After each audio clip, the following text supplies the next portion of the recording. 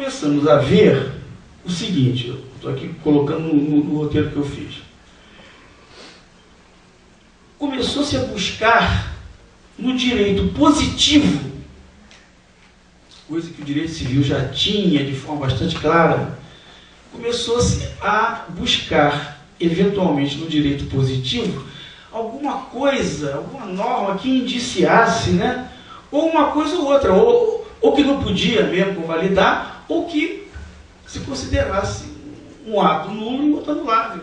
Enfim, e aí, a primeira norma do direito positivo que trouxe essa distinção foi a Lei da Ação Popular.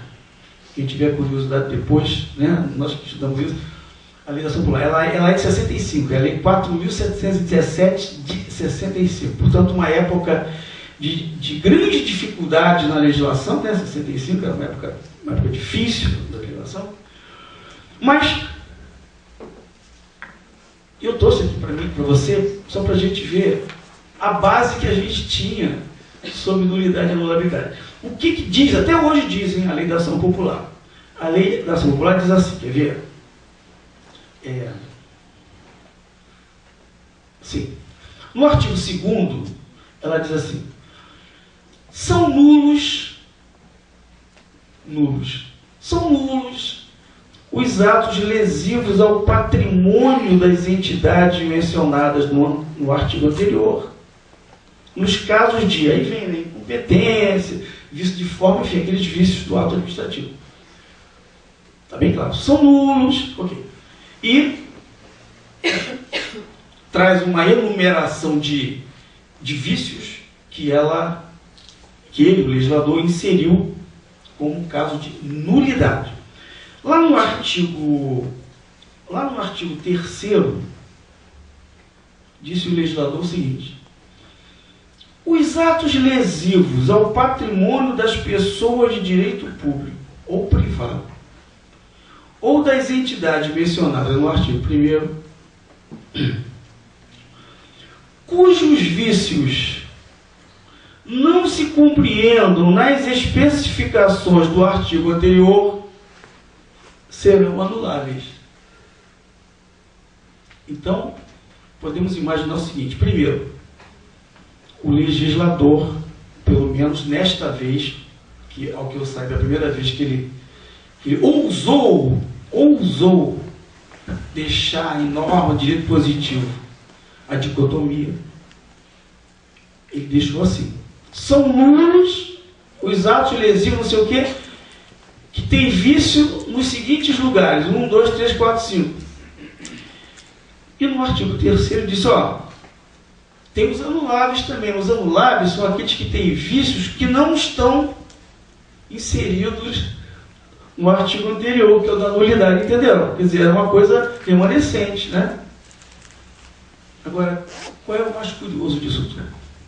O mais curioso é o seguinte, é que ele considerou nulos os atos com os vícios dos seguintes requisitos do ato: competência, finalidade, forma, motivo e objeto. Ou seja, em todos os requisitos do ato. Então, se ele considerou nulos os atos que têm vício nos 5 requisitos do ato, ele diz abaixo que são anuláveis os que tenham vício, que tenham vícios que não estejam incluídos como de nulidade, não tem nenhum. Não tem nenhum. E é verdade mesmo aqui, ele falou nulidade, caso de incompetência, vício de forma, ilegalidade do objeto, inexistência dos motivos e desvio de finalidade. Falou os 5 únicos vícios. Se o ato administrativo tem 5 elementos básicos, e se eu enumero os 5 vícios nesses 5 elementos básicos, não sobra nenhum elemento básico para ter vício. Então, o resultado: a dicotomia trazida na Lei 47/17 foi extremamente imprecisa e frustrante e não resolveu o problema de ninguém. E aí, eu me lembro que eu chegava com alguns colegas que também estavam em aula de administrativo, eu dizia para eles assim: me diz um caso de ato administrativo anulável pela Lei da Ação Popular. Aí ele sempre não, a maioria respondia assim, o artigo 3º ele é residual. Eu falei, isso eu sei também que é residual, porque se ele fala que estão os casos que não estão no artigo anterior, ele é residual, mas eu queria saber o seguinte, como é que um ato é anulável, um ato administrativo? Dá um exemplo de ato anulável. Aí ele trazia um ato com vício na competência relativa, competência absoluta, motivo, inexistência de motivo, desvio de motivo. Não, isso aí não, isso está no artigo 2º. Está no artigo 2º, o vício de, na verdade, enseja a nulidade, não a mudabilidade. Enfim, eu estou lendo para você, trazendo isso para mostrar para você que, longe de haver consenso nessa matéria, no direito administrativo a matéria é complicada. A que deixou um pouquinho melhor, mas não resolveu totalmente o problema, foi a Lei 9784. Né? Todo mundo já estudou aí a Lei do Processo Administrativo, e o nosso tema está girando em torno disso mesmo, então eu até trouxe a Lei 9784, e ela realmente, nessa parte, ela foi inovadora. Eu, pelo menos, não conheci, e pelos autores que eu consultei, porque eu escrevi sobre o processo administrativo, adoro esse tema. Quando escrevi, eu fui procurar para ver se tinha uma norma de direito positivo como essa aqui, ó. Em decisão na qual se evidencia, artigo 55, em decisão na qual se evidencie não acarretar lesão ao interesse público, nem prejuízo a terceiros, os atos que apresentarem defeitos sanáveis poderão ser convalidados pela própria imputação. Então, esse participo passado, convalidados, ele foi uma peça inaugural no direito positivo. Isso só aconteceu em 1999, que é de quando é a Lei 9784. Muito bem, então, do momento em que o legislador diz que alguns atos que tenham defeitos sanáveis poderão ser convalidados, ele está, por linha oblíqua, né, reconhecendo a possibilidade de anulabilidade. Como que é dizer o seguinte, ó, tem uns vícios aí que não vão gerar convalidação não, mas se o defeito, ele chama de defeito, né? Defeito. Se o defeito ou vício, se ele for sanável, se ocorrer isso e se não ocorrer aquilo, eles podem ser convalidados pela própria administração. Então, independentemente da uma certa imprecisão do contexto, há sim a certeza de que o legislador ele admitiu a possibilidade de aperfeiçoamento do ato. Bom, e nessa parte assim do direito administrativo, eu quero só concluir com a súmula, que é famosíssima, né? Manjadíssima para todos nós, que é a súmula 473. Quando continua sendo, né? Nós estudamos direito administrativo, sempre falamos de duas súmulas, né? Do STF, 346 e 473, né? Acho que todo mundo estudou, lembra disso aí. São as duas súmulas que falam de ato administrativo. A 473, que está em vigor até hoje, embora, a meu ver, ela esteja nadando em uma certa desatualização. Então diz assim, a administração pode anular seus próprios atos quando eivados de vícios que os tornam ilegais, porque deles não se originam direitos.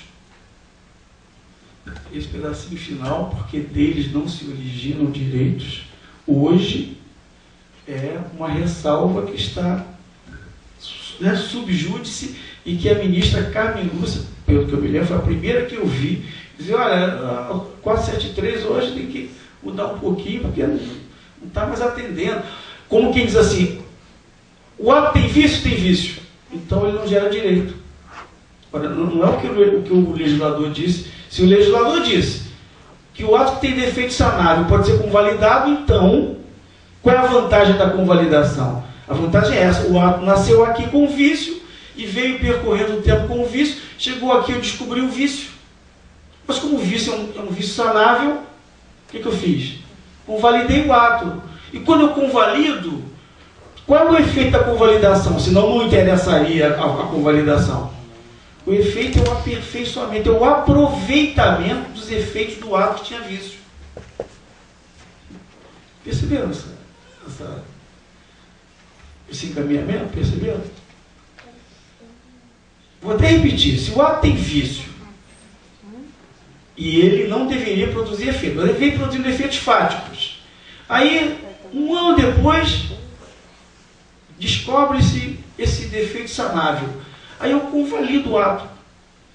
Esses efeitos que não deveriam poder ser acolhidos, porque o ato tinha vício, eles, com o aproveitamento, um ano depois, esses efeitos todos vão ser aproveitados.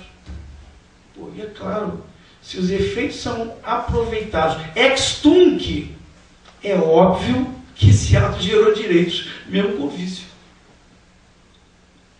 Coisa interessante, para se discutir. Quer dizer, em outras palavras, o que parece estar vigorando hoje em tese? Atos com defeitos insanáveis não podem ser convalidados e, portanto, não devem gerar efeitos. Mas atos com vícios sanáveis, em podendo ser convalidados, vão poder gerar a incidência de efeitos decorrentes do seu aproveitamento a posteriori. Enfim, como você está vendo, eu estou trazendo esses dados para você aqui porque eles mostram toda a perplexidade que a gente tem. Bom, mas eu já estou aqui me encaminhando também para o nosso final, porque você já reparou uma coisa? Eu estou falando só em questão de nulidade e anulabilidade.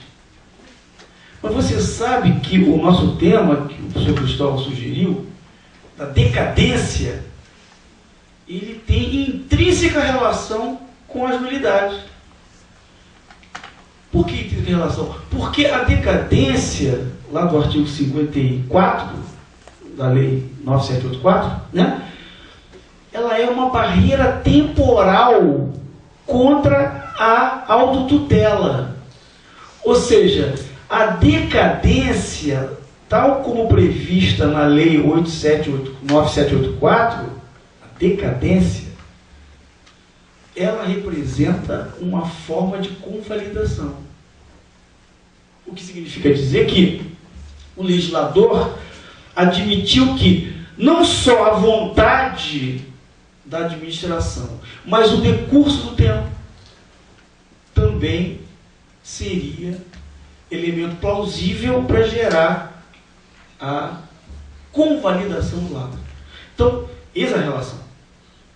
Quando você conclui assim, este caso se sujeita à aplicação do artigo 54 da Lei 9784, se você chegar a essa conclusão, você vai ter que chegar à conclusão de que houve uma convalidação daquele ato. Qual foi o elemento gerador da convalidação? Foi o decurso do tempo, que por sua vez gerou o fenômeno extintivo decadencial. O artigo 54, só para a gente lembrar, é o que diz assim: o direito da administração de anular os atos administrativos de que decorram efeitos favoráveis para os destinatários decai em 5 anos, contato, não importa. O direito de anular, portanto, a matéria é realmente decadencial, porque, na verdade, não se trata de uma pretensão condenatória, mas de um intuito meramente desconstitutivo, não é isso? Quem formula a pretensão de anular, o que, na verdade, está querendo é a desconstituição de uma relação jurídica. E vai gerar uma sentença, evidentemente, também constitutiva negativa, na teoria geral do processo. Esse tema é um espetáculo, exatamente pelas complexidades que ele apresenta. Bom, e eu trouxe esse dado para você, por quê? Porque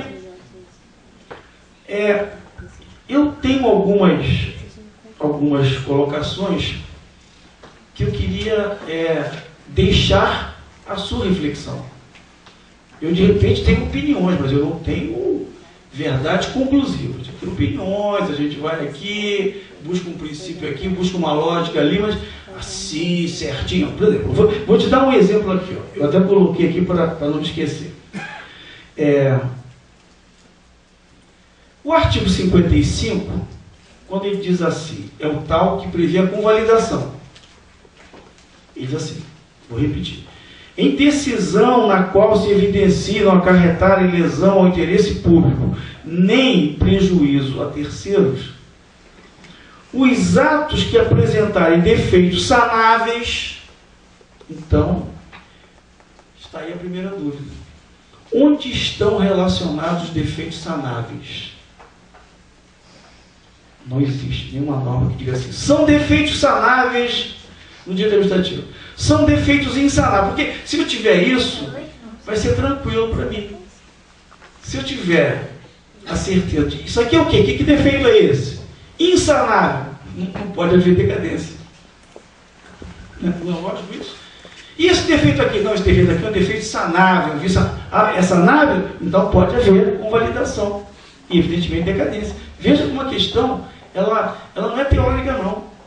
Ela é de interpretação e aplicação, de hermenêutica e aplicação. Outra coisa também que eu gostaria de dizer para você é o seguinte. Em decisão na qual se evidencie não acarretarem lesão ao interesse público, então, se o ato causa lesão ao interesse público, por aqui, o legislador já está considerando isso insanável. Ele falou, você pode sanar, você pode convalidar se o defeito for sanável. Mas tem o seguinte, a decisão não pode evidenciar, não pode acarretar lesão ao interesse público, nem prejuízo a terceiros. Então, a contrário do senso, o que eu vou extrair do artigo 55? Eu vou extrair exatamente isso. Se o ato acarretar lesão ao interesse público, ou se ele causar prejuízo a terceiros, esses atos não poderão ser convalidados. Porque o legislador considerou esses vícios como vícios insanáveis. Isso é bom depois, naquela calma, se você ingressar nas entrelinhas, no âmago do artigo 55 da Lei 9784, né? Bom, enfim, eu estou aqui já fechando porque, para a gente não se estender demais, buscando uma conclusão sobre o que não é convalidável, e eu repito para você, o que não é convalidável não é sujeito a decadência. Isso é tranquilo. O que não é convalidável não é sujeito a decadência. Isso nós já temos lá do Código Civil. Não é isso? Os vícios de nulidade não se convalescem nem pelo decurso do tempo. Muito bem. Então eu tenho aqui 4 ideias, por exemplo, que podem gerar hipótese de não convalidação. Você está vendo aqui que a convalidação foi autorizada pelo legislador, mas ela não foi uma Brastemp, não. Ela foi criada, mas com uma série de senões, olha, mas tem que ser assim, só se não fizer isso, quer dizer, não foi uma convalidação geral, ampla e restrita. Não foi, não. Ela foi uma convalidação, mas cheia de... né? Então, ok. Os chamados vícios insanáveis são inconvalidados. Tem uma categoria de ato, eu não vou entrar nesse muito fundo, porque eu coloquei aqui por questão de método, para ele não deixar de falar, mas você que está estudando, estudioso, você depois merece ingressar nesse meandro. No direito administrativo, e no civil também, mas no administrativo é complicadíssimo, uma categoria de atos que alguns autores entendem que existe, além dos atos nulos e anuláveis, são os atos inexistentes. Todo mundo já ouviu falar em ato inexistente, né? E todo mundo sempre ouviu falar o que eu sempre ouvi falar, que o tratamento que se dispensa aos atos inexistentes é o tratamento que se deve dispensar aos atos nulos. Isso, tudo que o autor fala isso, portanto não é nenhum mistério em relação a isso. E o professor Celso Antônio Bandeira de Mello, que é um amigo particular, por sinal, um grande mestre, um dos meus mestres, né?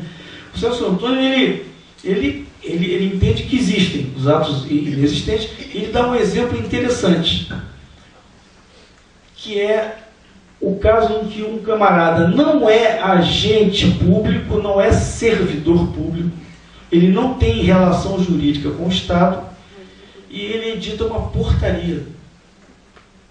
Portaria. Esse ato foi baixado. Falei portaria, mas pode ser ordem de serviço, pode ser qualquer outro ato, pretensamente administrativo. Entenderam? Ou seja, o Sr. Celso Antônio ele tem suas razões. Mas, olha, esse ato aí, ele só é administrativo no revestimento externo, porque ele está com o nome, mas, na verdade, um dos elementos indispensáveis para um ato administrativo é que o autor do ato seja integrante da estrutura do Estado ou a ele vinculado. O cara da CIA, da loja americana, o cara não pode editar ato administrativo. Então, esses atos, eles são inconvalidáveis. Isso mesmo. Ou você acha razoável que 5 anos depois a administração descubra que o auxiliar de serviços gerais e limpeza fez uma portaria, o ato está vigorando e ela não vai exercer o direito de autotutela, de anulação do ato, porque decorreram 5 anos, teria ocorrido a decadência? Não. Não, porque se ele não é suscetível de convalidação, por ser ato inexistente, o sucesso diz até assim, esse ato aí nem é administrativo, só na forma. Se ele não é convalidável, qual é a outra conclusão? Ele também não é sujeito à decadência. Então, passados 17 anos, a administração chega, ih, rapaz, quer dizer, isso não acontece, porque a nossa administração é muito eficiente, né? Mas vamos dizer que 17 anos depois, o cara descobre que o auxiliar civil geral fez uma portaria, está lá arquivado, entusiasmado, saiu no Diário Oficial, saiu tudo bonitinho. E aí a administração vai poder anular esse ato, porque o tratamento dado a ele deve ser o tratamento dos atos nulos, cujos vícios não se convalidam. Então, uma coisa, a meu ver, razoável. Então, depois tem uma situação interessante também, que também só vou mencionar, para a gente aqui concluindo. Ó, o ato quando sofre impugnação judicial. Porque, só um detalhezinho, o ato tem um vício sanável, ok? Então, 5 anos depois, a decadência vai convalidá-lo. O ato vai se transformar de inválido para válido com a decadência. Isso é claro, 5 anos depois. Quando ele for convalidado, ele, ao mesmo tempo, vai beneficiar a um, mas ele poderá prejudicar o outro. Porque você sabe muito bem que os atos geralmente são tramados em mais de uma relação jurídica. Ou seja, a anulação de um ato pode interessar a mim e não interessar o meu parceiro aqui. E de repente, a administração pode ter querido convalidar o ato e o parceiro diz assim, não convalida não pode. Eu já impugnei judicialmente, eu já impugnei para anular o ato antes dos 5 anos. Então você não pode exercer autotutela. Caso interessante também. E razoável. Aliás, quem dá esse exemplo, eu quero fazer justiça a esse autor, que é um ótimo autor de São Paulo, chamado Edmir de Araújo Neto. É um ótimo professor de administrativo, também foi do Ministério Público de São Paulo e tal. E os pareceres? Como você vai criar um elemento de decadência de um parecer? Eu a vida toda dei parecer, né? Eu sempre brinquei muito dizendo que quem tem competência para dar parecer é porque não decide nada. Isso os juízes até conhecem bem, né? Porque os juízes decidem realmente. E o MP palpita o tempo todo. Então eu dizia lá, porque os meus pareceres eram dentro da Procuradoria-Geral. Então eu fazia parecer e botava embaixo assim, uma presunção iuris et de iure, né? De que o meu procurador-geral ia aprovar. Eu, muito presunçoso, né? Eu fazia o parecer e já levava para ele assim, aprovo. Né?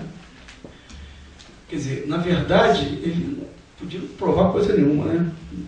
Ele, às vezes, eu às vezes conseguia ludibriá-lo bem, ele aprovava, mas nem sempre ele precisava aprovar, porque ele não estaria vinculado àquilo.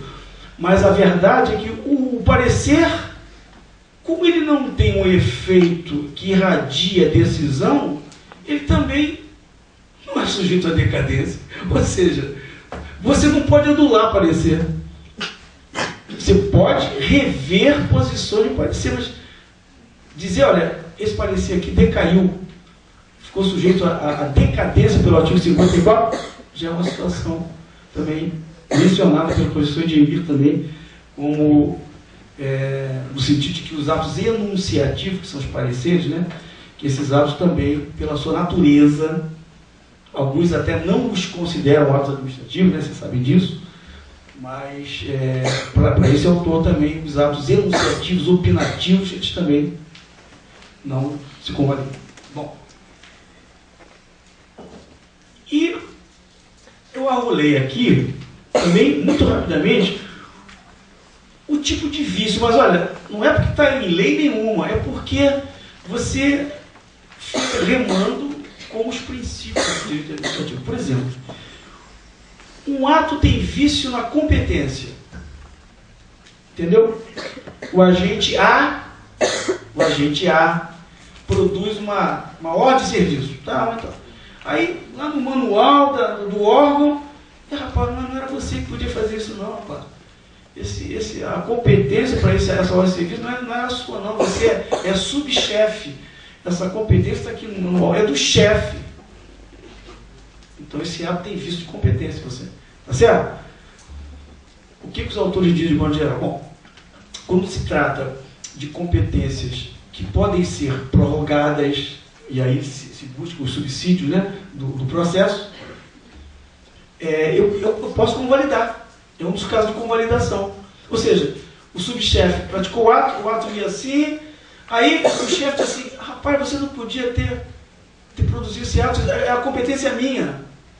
Olha, mas como o ato está muito bom realmente, é o que eu faria, então eu vou produzir um ato dizendo que o que você fez, eu estou confirmando. E aí, eu confirmando o que você fez, eu estou admitindo que os efeitos do ato começam a vigorar desde aqui. Entenderam? Detalhe. Isso é uma forma de convalidação que os autores costumam chamar de ratificação. Aí é uma tese até do professor Marcelo Caetano, né, de Portugal. Bom, mas se, estou dando um exemplo, há de absurdo, mas só você ver. Mas, se o Corregedor-Geral de Justiça produz um decreto que é um ato privativo dos chefes do Poder Executivo, essa competência não é jamais prorrogável. Porque não existe elo de ligação e de subordinação entre o Corregedor-Geral e o chefe do Poder Executivo, governador. Esse vício, ele é, então, insanável. Estão vendo como é que a matéria, em última análise, ela não tem regramentos gerais? Nós acabamos caindo naquela coisa perigosíssima de verificar o seguinte, em cada caso eu vou ter que ver. Você quer ver um outro aqui? Olha só, a forma. A forma tem aquela regrinha que tu não conhece, né? Útil, perinútil, no viciado, né? Quer dizer, o que é viciado, mas que é inútil, deve ser aproveitado como uma coisa útil. Isso é um trocado romano aí. Pois bem, é verdade mesmo. Há uma forma do ato, dependendo do vício na forma, que permite a convalidação desse ato. Porque é considerado como um vício extrínseco, já dizia o professor Marcelo Caetano. Já, se por exemplo, um ato de demissão abdica da forma ou da formalidade do processo disciplinar prévio administrativo com contraditório, esse ato ele é inconvalidável. E o vício também do elemento forma ou formalidade. Veja quantas colocações a gente está trazendo. Bom, eu já falei 3 vezes que eu estou encerrando, né? Eu tenho um grande amigo, o desembargador Silvio Capanema, muito conhecido, né? Teve aqui, né? O Capanema é um companheiro de longa jornada. O Capanema é muito engraçado, né? Então ele dizia assim para mim, a gente sempre estava muito à palestra, todo dia assim, Carvalho, olha só, quando você estiver expondo, você disser para o pessoal assim, olha, eu estou terminando, você termina mesmo, rapaz. Sabe por quê? Porque você cria uma expectativa favorável, positiva. Então, se você diz que está acabando, depois você vai continuando, aquilo vai criando um antagonismo, né? Então, eu estou acabando, mas está acabando mesmo. Bom, o que eu trouxe para você, assim, que eu coletei aqui de mais interessante que eu concluí? Primeiro, que a gente vendo os artigos 54 e 55, está ali no 9784, que a gente tem algumas dúvidas, que eu vou trazer para você assim rapidamente. Primeiro, a Lei 9784, ela trata de processo administrativo, no caso de processo administrativo federal, tá certo? Portanto, ela se refere a atos, ou basicamente a atos do processo, que não são os mesmos atos materiais de fora do processo. Concorda com isso? Quer dizer, vamos passar para o direito civil. Uma coisa é o júdice, como despacho do magistrado, né? Enfim, qualquer outro tipo de despacho, de extinção, etc. E outra coisa é o ato material, o negócio jurídico, a compra e venda, o testamento, são coisas diferentes. Então, nós já temos uma coisa interessante. Nós estamos tratando toda essa questão da nulidade, convalidação, o que pode anular, decadência. Estamos tratando disso tudo no ato administrativo material. E a lei trata de processo. Das duas, uma. Ou ela não quis falar do direito material, ou ela, apesar de tratar de processo, quis tratar de direito material também. E aí tudo que nós falamos está sendo razoável, né? A tendência está sendo essa. Porque senão vai dar mais confusão. A tendência está sendo essa. Ou seja, a lei é processual, mas faz de conta que nessa parte aqui ela trata do direito material. Então, quando falar em ato administrativo, é vedado a administração, não é isso? A